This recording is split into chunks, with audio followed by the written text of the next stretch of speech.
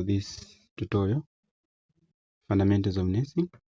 Today's session we are going to discuss bed making. So just like I said in the previous video of principles of infection prevention, etc. So I'm supposed to continue with bed making and then we're going to do body mechanics, but in this tutorial we're just going to concentrate on bed making. Okay, so bed making is actually amongst the simplest topics. So we're just going to run through some to run on specific objectives in bed making. So you should know what bed making is, you should know methods of bed making, types of beds, and also know some bed exercises that are found there. So let's get started. Okay, so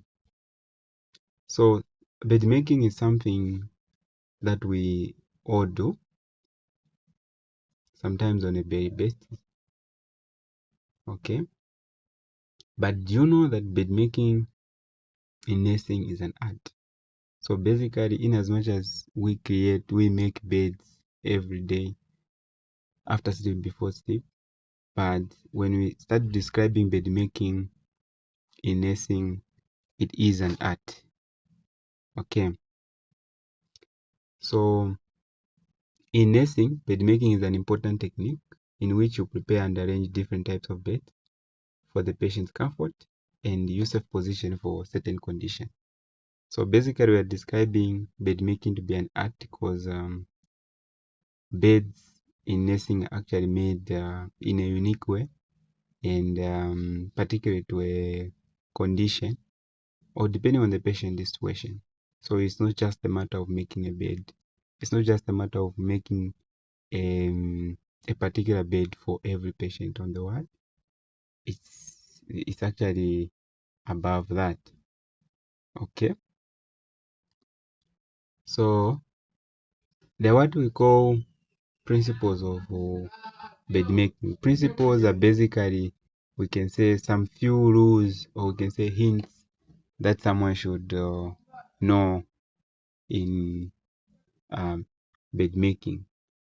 Okay, so we are going to look at few rules that you follow when you're making a bed.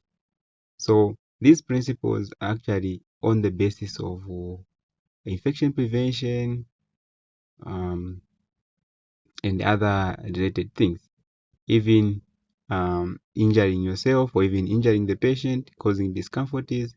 So these principles are there to make sure that what I've said do not come. So now you need to make sure that you have everything ready before you start bed making. Okay, make sure that you prepare everything that you need for you to make a bed. That's one of the principles of bed making. Then the other thing is that you need to strip the bed neatly and ensure that bedclothes and linen do not touch the floor. So when you are removing the linen from the bed, make sure that you remove them neatly. Okay, and for the sake of infection prevention, don't let clothes or linen touch the floor, because remember, this floor, there could be spillages, okay, which can actually, if they are infectious, they can lead to infection. Because remember, these clothes and linen are what the patient is being found on. Okay, so that was principle number 2. Then principle number 3 is that you should avoid flapping of bed clothes to minimize the risk of cross infection. So on the flapping, we mean we don't move the bed linen anyhow. Okay, when you are removing them, you don't need to over move them such that it's more like maybe you want to remove dust from them. No. You need to make sure that you handle it in a technical manner so that you don't cause some cross infection. okay, because the patient is just nearby each other. So if you handle the beds roughly, or maybe you flap the bed, it's possible that some particles can even fall on the other patient's bed. So that's principle number 3. Okay. Then we have principle number 4, which says have a chair or bed stripper at the foot of the bed for pressing bed linen and accessories.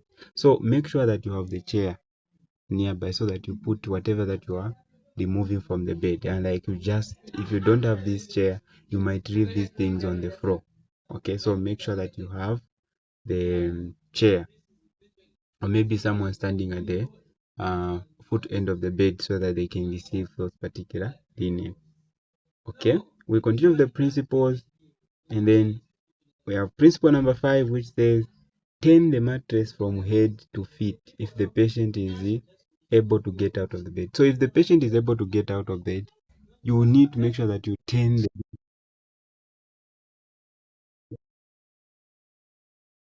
Then principle number 7, which is the same, remove debris and wrinkles from the bed to prevent pressure sore formation. So you need to make sure that in case the mattress is not in a good condition, is not whereby it's not flat, there are bulges, or even the foam is protruding, you need to make sure that you remove those, because those ones might press those prominent areas on a person, and then they might cause pressure sore formation.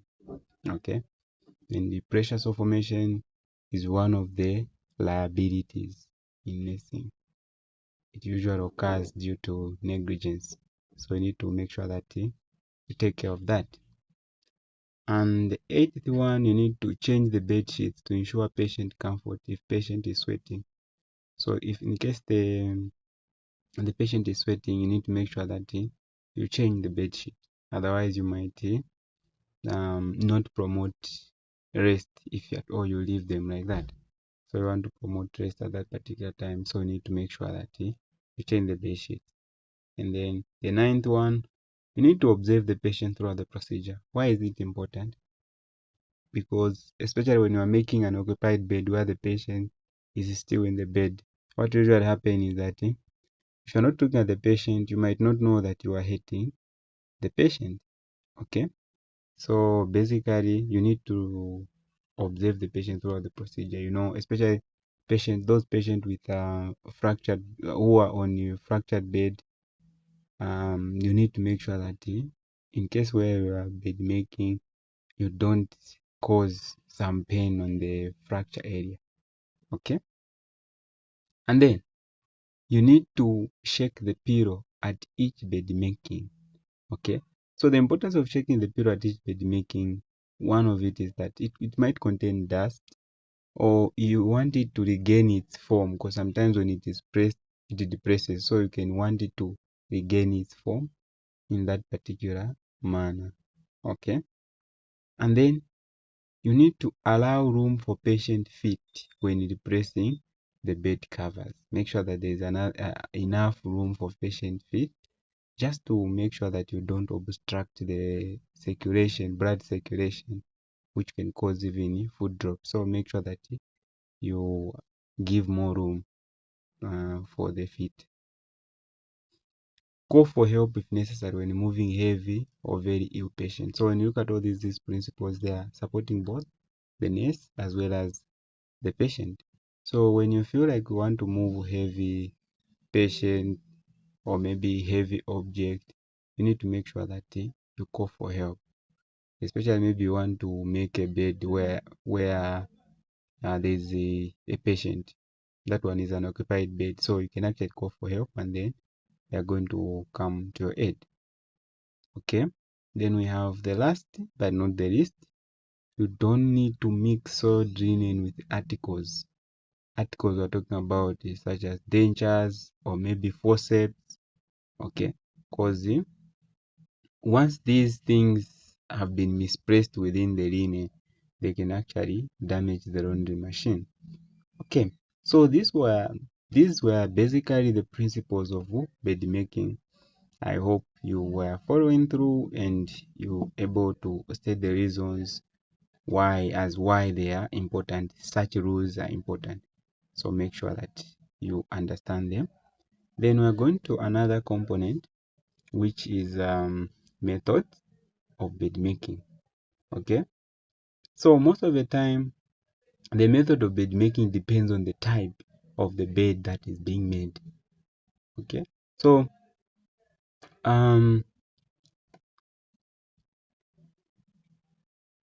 bed making starts with the foundation. Okay. So what we are saying is the method of bed making just depends with what the particular type of a bed that you are making. Okay. Because we have different types of bed. So you use different strategies in order for you to do what? To make that particular bed. So of course you should always know that bed making starts with the foundation. Okay, and what's the foundation? The foundation of the linen and the blankets that you put first for each and every bed.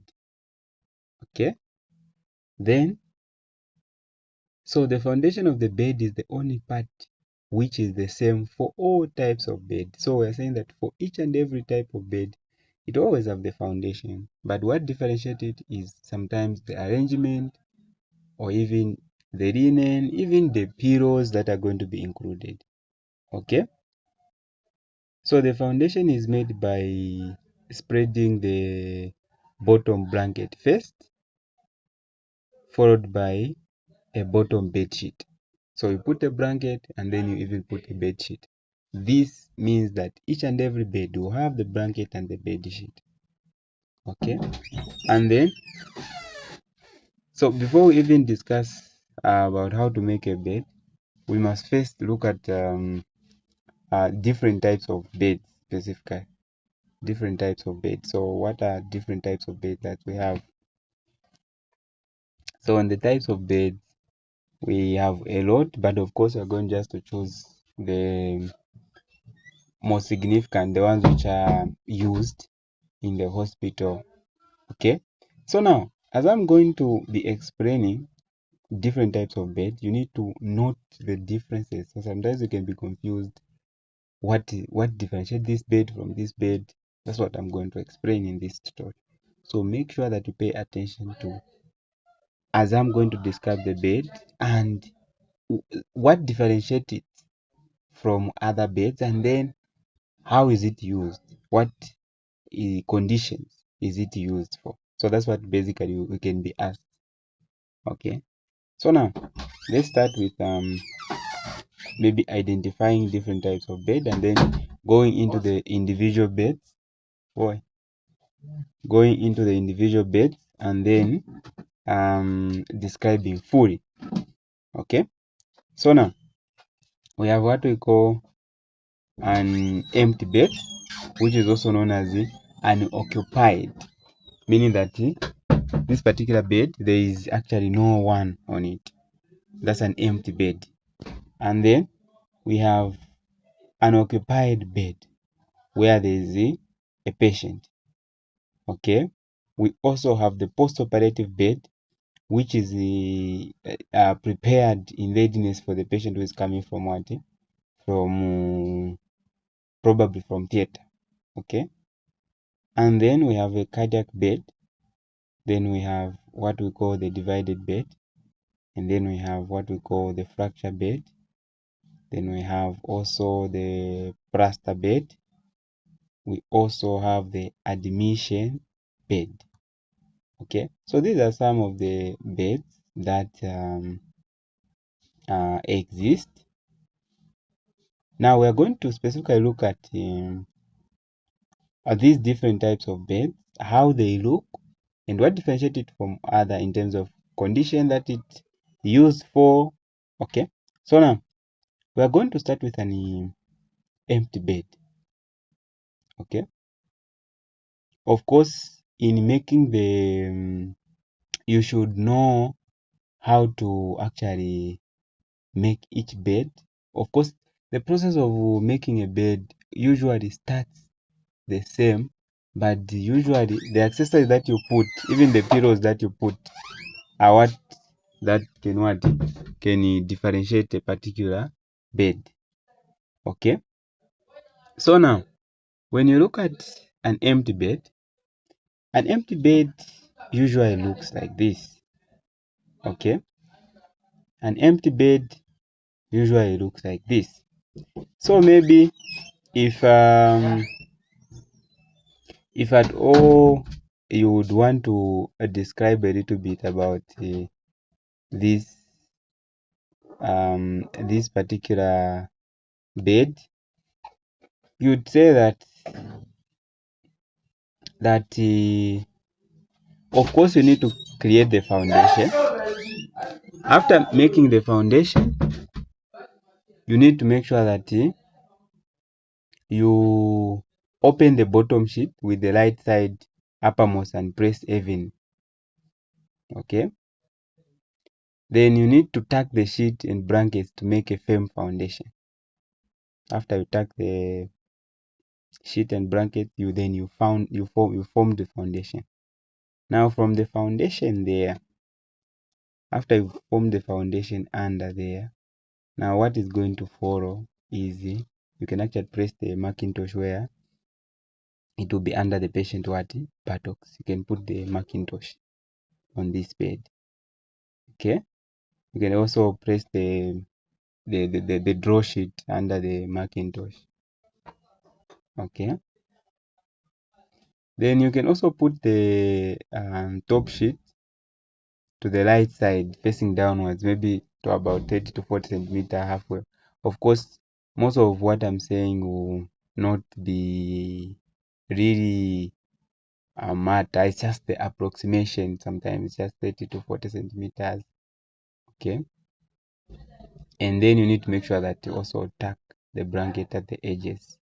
So once you make this bed and it's just looking like this, you even press a pillow there at the head end. Okay, then you even put the chair around the patient. Okay, so this particular empty bed, this is how basically looks, meaning that there's no one there.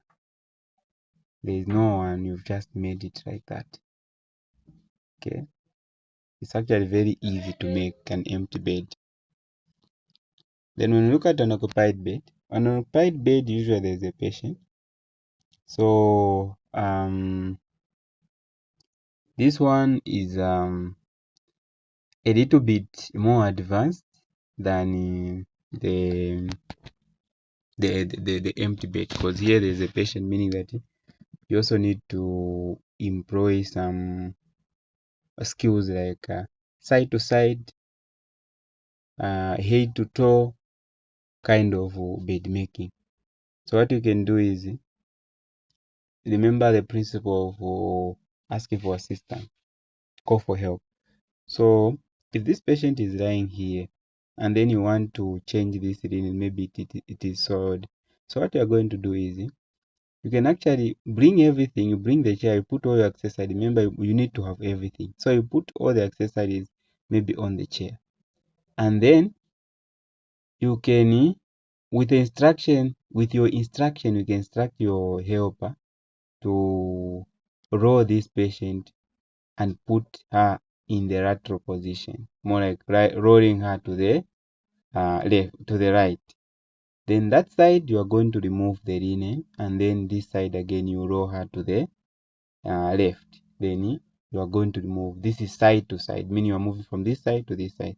But if you want to use, you can use head to toe. Head to toe meaning that you are going to remove from here. Maybe you reach up to the waist area there with the patient in a sitting position. Then you put them, they lie down, and then you start again from the waist there. Then you remove everything completely. Even when you come to bed make, then you start again from the head end, and then you do it like that. That's how we make an occupied bed, because you can't remove the patient. Maybe they are unconscious, or maybe they are having multiple fractures, you can't move them out of bed. So just use the skill side to side bed making or head to toe bed making. Then that's going to be super simple. So on occupied bed, most of the time this is used for patients, those who are like I've mentioned, those unconscious, or maybe they're having multiple fractures, or they're just weak, they can't sit by themselves. Then you can actually do a bed like this. And then we are going to admission bed. So when you look at admission bed and an empty bed, the admission bed and an empty bed, they might be confused at some point, but there are just minor differences between the admission bed and the empty bed. So the empty bed, usually it is made especially when the patient is able to move from the bed to and they're able to sit on the chair, or in a situation where maybe they have been discharged, or in a case where they have just gone somewhere, maybe they have visited the bathroom, then we can call that you are making an empty bed. However, the admission bed, it is usually there. So it is mainly used for receiving newly admitted patients. Okay, so those are the differences. It is usually used for admitting newly patients. So you find like the admission bed, usually it is usually folded at the foot end of the bed, and usually that's called the fold. The fold is more like prepared to receive the what? Prepared to receive the patient. And like an empty bed is usually made just completely like that, but for admission bed, it is usually folded. The linen is folded at the foot end of the bed. Then you even put pillows on the head specifically. Okay, so usually the linen here should be folded and they need to be at the foot end of the bed here, and then the pillow can remain. Okay, and then all other exercises like the chair, the bedside rocker is just like that. It means, so I've said the indication for admission bed is usually used mainly for receiving newly admitted patients. Okay, then we also have the cardiac bed. So the way the cardiac bed is, it is usually raised at the head end of the bed to about 30 to 45 degrees. So mostly cardiac bed is very much important in cases of cardiac condition. In case someone is having cardiac conditions, they are having difficulties in breathing, because it's very much important for lung expansion. So if this patient is propped out on the head here, meaning that that's facilitating breathing. So this is how a cardiac bed is usually made, and most of the time cardiac beds, they contain some machines like the connected BP machine. As you can see here, they are there to monitor the health of the patient, because most of cardiac conditions are actually very bad and dangerous to humans. So this is basically how the cardiac bed is. It is popped up here to about 30 to 45 degrees to allow the patient to be more in like a sitting position. Okay, then another type of a bed that we have is a divided bed. Just like the way I mentioned, every bed has a foundation, but in divided bed, what happens is after the foundation, then you are going to use different sheets to make the bed separately on the left and the side. As you can see here, this is a different blanket and this is a different sheet, and there is a different blanket and a different sheet.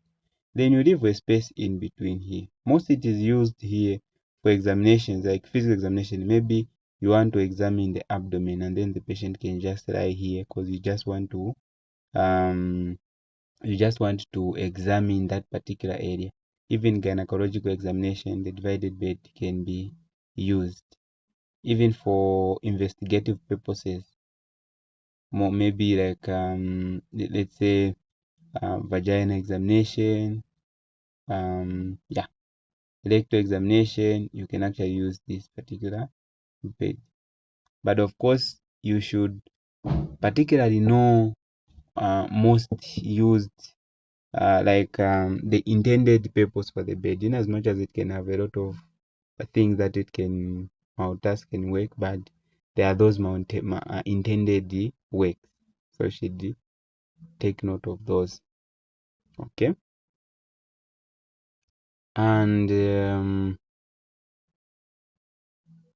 we also have what we call the fractured bed. So fractured bed, it is usually made for people who have a fracture. Okay. So it is usually made for people who have a fracture. So most of the time the fractured bed are just there to make sure that they facilitate, let's say, patient comfort, or even prevent further damage. So usually the fractured bed will have what we call the fractured board. Fractured board is a straight, smooth surface that is going there. If it's a leg, is going to be pressed there, and then that is it, to avoid depressions where there may be this foot, this part of the leg is moving downwards. So we are trying to avoid the dislocation. And then there are also what we call sandbags. These sandbags are just cloths put then these cloths have pure sand in it, so they are just there to support the leg or put the leg firm. Okay, so usually they usually occur like the way this person is having the fracture here. So the fracture, all these things I'm talking about, the fracture board will be put under so that it is straight and the leg does not depress. Then you find that there is a sandbag. Then apart from that, you also find a bed cradle. So a bed cradle is just a metal that keeps the weight of the bed. So it can be put here and then the bed pressed on top. That is just to avoid contact between this fractured side with the blanket or the linen. Okay, then there are usually air rings. So air rings are just more like balloons inflated with air to be pressed, specifically on the side where this patient is having a fracture. That's cardinal because it actually prevents pressure formation. So these are some of the important things you should mention on the fractured bed. You don't need to forget the fracture board, sandbag, the the bed cradle, and the airing. Okay, and then that's all for the bed. And then I want to look at some of the bed accessories that are usually there. So there are a number of bed accessories.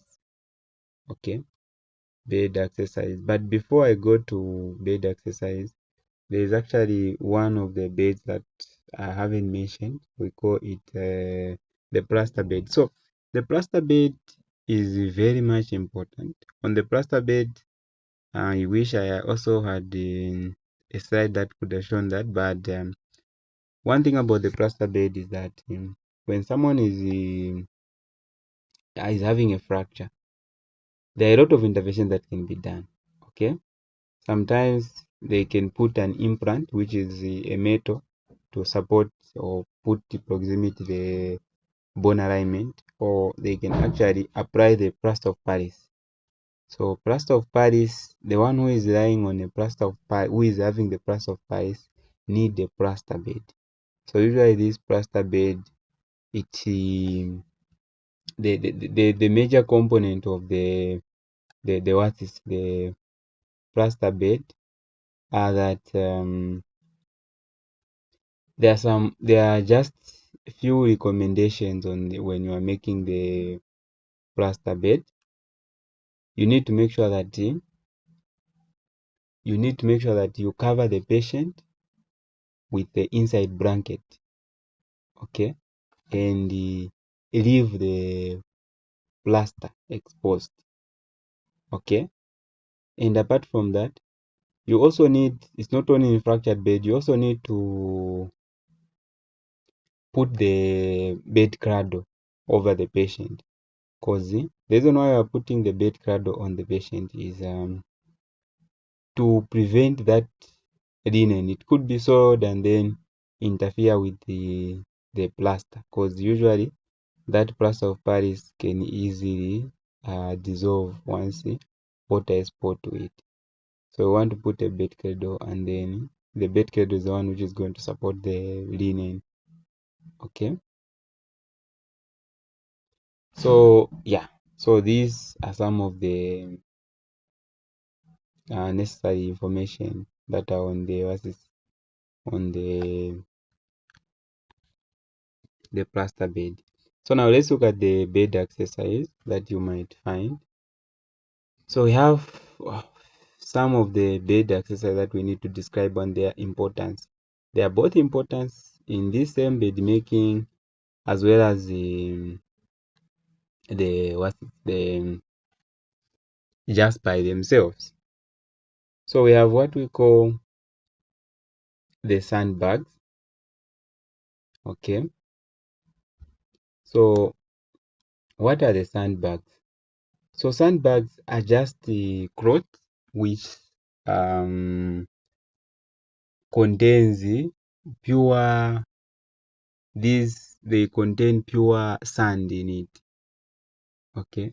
They contain pure sand in them, which is usually put, so like the way I was explaining on the fractured bed, they can be used to put the affected area firm, like in position, so that it does not move, because the more it's moving, the more the patient is exposed to pain. And then what we call the bed elevator. So what is the bed elevator? So the bed elevator can be either be made of metal or wood.